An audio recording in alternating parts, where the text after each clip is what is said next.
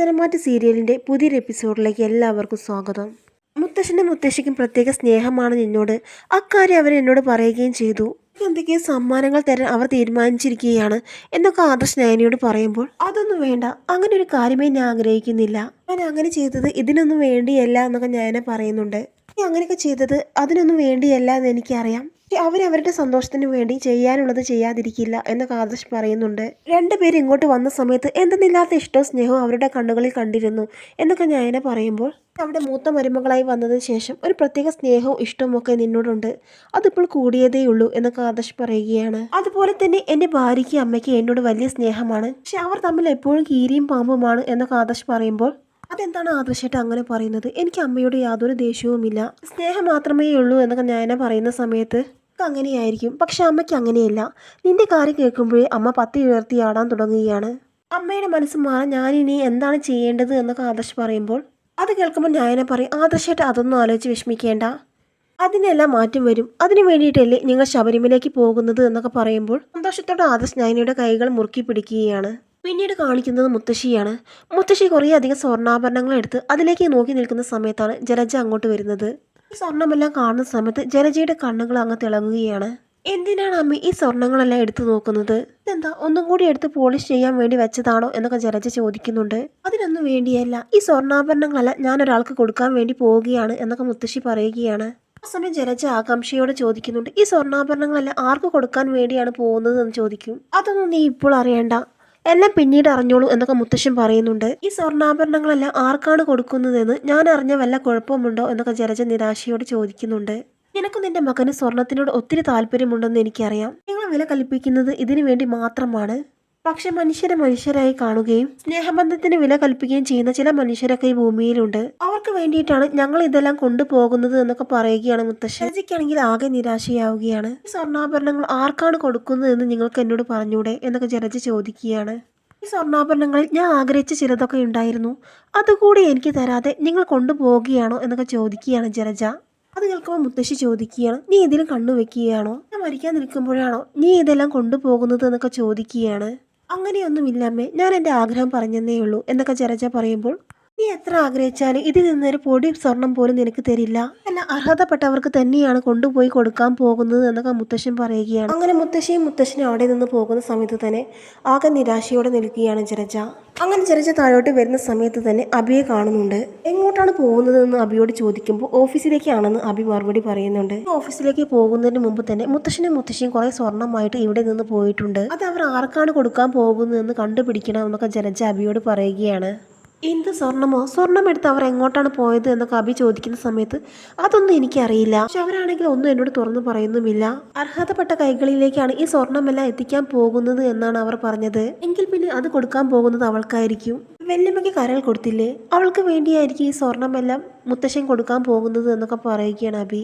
അത് കേൾക്കുമ്പോൾ ജലജ പറയുകയാണ്, അത് ശരിയായിരിക്കും, പക്ഷെ അവൾ കരൾ കൊടുത്തു എന്ന് കരുതി ഇത്രമാത്രം സ്വർണ്ണമെല്ലാം കൊടുക്കേണ്ട ആവശ്യമുണ്ടോ? അത് അമൂല്യമായ സ്വത്താണ്, വർഷങ്ങളായി അമ്മ സൂക്ഷിച്ചു വെച്ചതാണ്, അതിന്റെ പണിക്കൂലിക്ക് പോലും സ്വർണ്ണാഭരണങ്ങളെക്കാൾ വിലയുണ്ട്. അവരെന്തിനാണ് ഈ സ്വർണ്ണമെല്ലാം ഇപ്പോൾ എടുത്തു കൊണ്ടുപോയത് എന്ന് കവി ചോദിക്കുമ്പോൾ, അതൊന്നും എനിക്കറിയില്ല, പക്ഷെ അറിയാഞ്ഞിട്ട് ഒരു സമാധാനവുമില്ല, നീ എന്തായാലും അവരെ ഫോളോ ചെയ്യണം എന്നൊക്കെ ജലജ പറയുമ്പോൾ, ഞാൻ ഏറ്റു അമ്മേ എന്ന് പറഞ്ഞുകൊണ്ട് അബി അവിടെ നിന്ന് പോവുകയാണ്. മുത്തശ്ശനും മുത്തശ്ശിയും കാറിൽ പോകുന്ന സമയത്ത് നയനയെക്കുറിച്ചും നയനയുടെ സ്വഭാവത്തെക്കുറിച്ചും എല്ലാം സംസാരിക്കുകയാണ്. ഈ സ്വർണ്ണാഭരണങ്ങളെല്ലാം നയനയ്ക്ക് കൊടുക്കണം എന്ന് തന്നെയാണ് മുത്തശ്ശി കരുതിയിരുന്നത്, കുറച്ച് നേരത്തെ കൊടുക്കുന്നു എന്ന് മാത്രമേ ഉള്ളൂ എന്നൊക്കെ പറയുകയാണ് മുത്തശ്ശി. ഈ സമയമാണ് അബി അവരെ ഫോളോ ചെയ്ത് കൊണ്ടുവരുന്നത്. അങ്ങനെ ആ കാറ് നേരെ പോയി നിർത്തുന്നത് നയനയുടെ വീടിന്റെ മുന്നിലാണ്. അങ്ങനെ മുത്തശ്ശനും മുത്തശ്ശിയും കാറിൽ നിന്ന് ഇറങ്ങുന്നുണ്ട്. അങ്ങനെ അബി ഇതെല്ലാം കണ്ടുകൊണ്ട് അവിടെ മറഞ്ഞു നിൽക്കുന്നുണ്ട്. അബി ആ സമയം ഇങ്ങനെ മനസ്സിൽ ചിന്തിക്കുന്നുണ്ട്, ഇത് ഏട്ടത്തിക്ക് വേണ്ടിയിട്ട് ആദർശേട്ടൻ പുതുതായി നിർമ്മിച്ച വീടല്ലേ, എന്തിനാണ് ഇങ്ങോട്ട് വന്നത് എന്നൊക്കെ ചിന്തിക്കുകയാണ് അബി. അങ്ങനെ മുത്തശ്ശനും മുത്തശ്ശിയും നയനയുടെ വീട്ടിലേക്ക് കയറുകയും അബിയാണെങ്കിൽ ആകെ ദേഷ്യത്തോടെ അവിടെ നിന്ന് പോവുകയും ചെയ്യുന്നുണ്ട്. മുത്തശ്ശനും മുത്തശ്ശി അങ്ങോട്ട് വരുന്ന സമയത്ത് തന്നെ കനകയ്ക്ക് ഗോവിന്ദനും വല്ലാത്തൊരു ആകാംക്ഷ. അങ്ങനെ കനകയും ഗോവിന്ദനും സന്തോഷത്തോടെ മുത്തശ്ശിയെയും മുത്തശ്ശനെയും സ്വീകരിക്കുകയാണ്. ഇനി ഇടയ്ക്കിടെ ഇതുപോലുള്ള ശല്യങ്ങൾ ഇവിടെ ഉണ്ടാകുമെന്ന് മുത്തശ്ശൻ ഗോവിന്ദനോട് ചിരിച്ചുകൊണ്ട് പറയുകയാണ്. ഞങ്ങളുടെ ജീവനാണ് ഇവിടെയുള്ളത്, ഞങ്ങൾക്ക് ഇടയ്ക്കിടെ മോളെ കാണാതിരിക്കാൻ പറ്റില്ല എന്നൊക്കെ മുത്തശ്ശൻ പറയുന്നുണ്ട്. നിങ്ങൾ കാര്യങ്ങളൊന്നും അറിയാത്ത സമയത്ത് ഇങ്ങോട്ട് വരുന്ന സമയത്ത് ഞങ്ങൾക്ക് നല്ല ടെൻഷൻ ഉണ്ടായിരുന്നു, ഇപ്പോൾ അങ്ങനെയൊന്നുമില്ല, സന്തോഷമേ ഉള്ളൂ എന്നൊക്കെ ഗോവിന്ദൻ പറയുന്നുണ്ട്.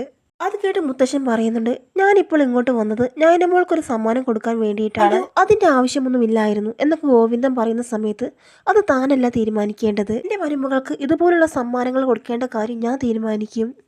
എന്നിട്ട് മുത്തശ്ശൻ മുത്തശ്ശിയോട് പറയുകയാണ്, താൻ ആ സ്വർണ്ണാഭരണങ്ങൾ എടുത്തിട്ട് വാ.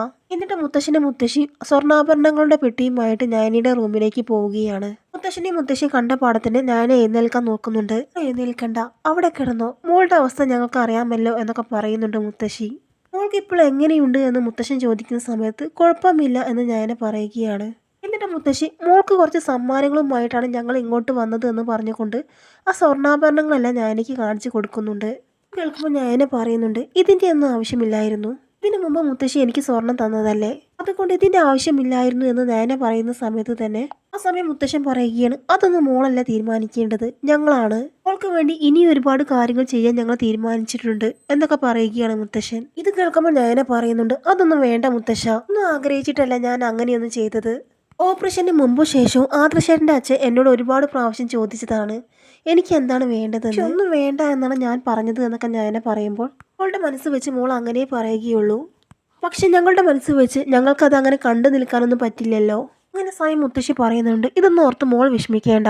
സ്വർണ്ണമല്ല ഞാൻ മോൾക്ക് തരാൻ വേണ്ടി കരുതിയതായിരുന്നു. എന്തായാലും ഇത്ര പെട്ടെന്ന് മോൾക്ക് തരാൻ പറ്റിയതിൽ എനിക്ക് വലിയ സന്തോഷമുണ്ട് എന്നൊക്കെ പറയുകയാണ് മുത്തശ്ശി. അപ്പോൾ മുത്തശ്ശൻ പറയുന്നുണ്ട്, എന്റെ സ്വത്തുക്കളെല്ലാം വീതം വെക്കുന്ന സമയത്ത് അതിന്റെ തലപ്പത്ത് നിൽക്കേണ്ടത് സ്വത്തിനോട് ഒട്ടും താല്പര്യമില്ലാത്ത ആളായിരിക്കണം. അതുകൊണ്ടാണ് ഞാൻ ആദർശിനെ ഏൽപ്പിച്ചത്. ആദർശിനെ പോലെ തന്നെ പണത്തിനോട് സ്വത്തിനോട് ഒട്ടും താല്പര്യമില്ലാത്ത കുട്ടിയാണ് നയനമോള്. അതുകൊണ്ട് തന്നെ എന്റെ സ്വത്തിന്റെ മുൻപന്തിയിൽ നിൽക്കേണ്ടത് നിങ്ങൾ രണ്ടുപേരുമാണ്. നിങ്ങൾ രണ്ടുപേരുമാണ് എല്ലാം നിയന്ത്രിക്കേണ്ടത് എന്നൊക്കെ പറയുകയാണ് മുത്തശ്ശൻ.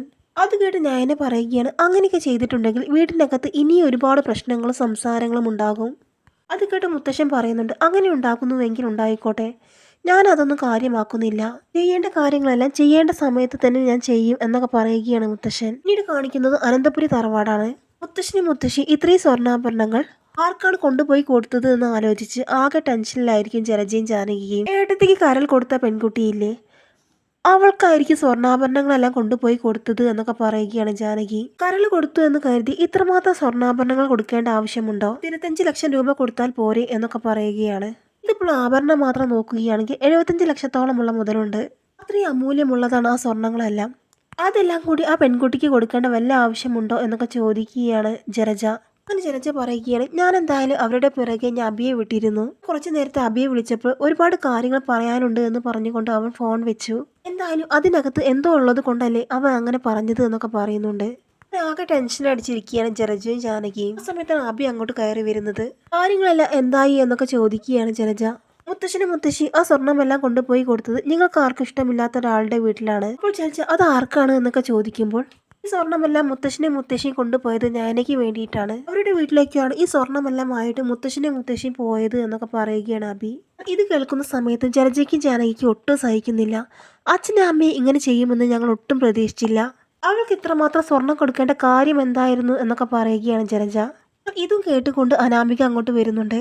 അനാമികയ്ക്കാണെങ്കിൽ അത് കേട്ടിട്ട് ഒട്ടും സഹിക്കാൻ പറ്റുന്നില്ല. അനാമിക പറയുകയാണ്, അതിൻ്റെയൊക്കെ ആവശ്യമുണ്ടോ?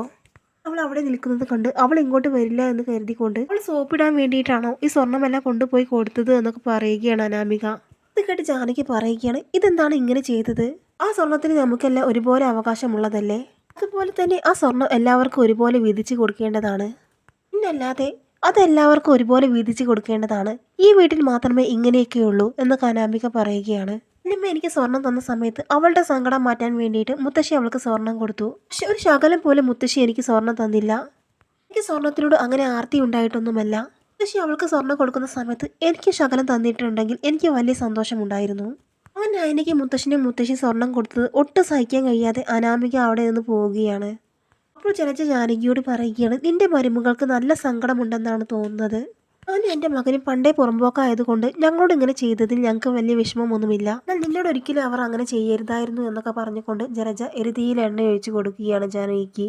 മുത്തശ്ശി അങ്ങോട്ട് വരുന്ന സമയത്ത് എന്തിനാണ് അവൾക്ക് സ്വർണം കൊടുത്തതെന്ന് ചോദിക്കണമെന്ന് തീരുമാനിച്ചിരിക്കുകയാണ് ജലജയും ജാനകിയും. അങ്ങനെ ഈ ഒരു കാര്യം വേണുവിനോടും രേവതിയോടും പറയാൻ വേണ്ടി അനാമിക ഫോൺ വിളിക്കുന്നുണ്ടെങ്കിലും വേണു രേവതി ഫോൺ അറ്റൻഡ് ചെയ്യുന്നില്ല. കുറച്ചു കഴിഞ്ഞ് രേവതി തിരിച്ചു വിളിക്കുകയാണ് അനാമികയ്ക്ക്. എന്താണ് അമ്മയെ ഫോൺ വിളിച്ചിട്ട് എടുക്കാത്തത് എന്ന് പറഞ്ഞുകൊണ്ട് അനാമിക ദേഷ്യപ്പെടുന്നുണ്ട്. അവളെ കുറച്ച് തിരക്കിലായി പോയി. അവിടെ എന്തെങ്കിലും പ്രശ്നമുണ്ടോ എന്നൊക്കെ ചോദിക്കുകയാണ് രേവതി. അതെ, ഇവിടെ പ്രശ്നം തന്നെയല്ലേ ഉള്ളൂ. ഇവിടെ കയ്യിൽ ഒരുപാട് സ്വർണ്ണമുണ്ടായിരുന്നു. മുത്തശ്ശൻ്റെയും മുത്തശ്ശിയുടെയും കയ്യിൽ വലിയ സ്വർണത്തിൻ്റെ ശേഖരം തന്നെ ഉണ്ടായിരുന്നു. ഒരു വിശേഷ ദിവസങ്ങളിൽ അവർ വാങ്ങി വെച്ചിരുന്ന അമൂല്യ സ്വർണ്ണാഭരണങ്ങളായിരുന്നു അത്. വലിയ വലിയ ഡിസൈനിലുള്ള സ്വർണ്ണാഭരണങ്ങളായിരുന്നു അത്. ഇതെല്ലാം കൂടി ആ മുത്തശ്ശനും മുത്തശ്ശിയും കൂടി നയനയ്ക്ക് കൊണ്ടു കൊടുത്തു. ഏകദേശം 10-200ഓളം പാവൻ വരും അതെല്ലാം കൂടി. ഇത് കേൾക്കുന്ന സമയത്ത് രേവതിയാണെങ്കിൽ ആകെ ഞെട്ടിധരിക്കുന്നുണ്ട്. എന്ത് 100 പവനോ എന്ന് ചോദിക്കുകയാണ് രേവതി. അപ്പോഴേക്കും വീണു വന്നിട്ട് എന്താണ് പ്രശ്നം എന്ന് ചോദിച്ചുകൊണ്ട് ആ ഫോൺ അങ്ങ് മേടിക്കുകയാണ്. അങ്ങനെ അനാമിക കാര്യങ്ങളെല്ലാം വീണുവിനോട് പറയുന്നുണ്ട്. ഇപ്പോൾ തന്നെ ഈ കാര്യങ്ങളെല്ലാം ഹോസ്പിറ്റലിൽ കിടക്കുന്ന ദേവിയാനോട് പോയി പറയണം. പറയുന്ന സമയത്ത് അവരുടെ രക്തം ഒന്ന് തിളയ്ക്കും. അവർക്ക് ഏതായാലും സ്വന്തം മരുമകളെ അത്രയും വെറുപ്പല്ലേ. അവരോട് മോൾ എന്തായാലും കാര്യങ്ങളെല്ലാം പറയണം. അത് കഴിഞ്ഞാൽ ഇക്കാര്യത്തിലൊരു തീരുമാനമാകും. മോൾ എന്തായാലും ഹോസ്പിറ്റലിലേക്ക് വേഗം ചെല്ല്. അങ്ങനെ ഈ സ്വർണ്ണമെല്ലാം തിരിച്ചു വാങ്ങിക്കണം എന്ന് തീരുമാനിക്കുന്ന അനാമികയെ കാണിച്ചുകൊണ്ടാണ് ഈ എപ്പിസോഡ് അവസാനിക്കുന്നത്.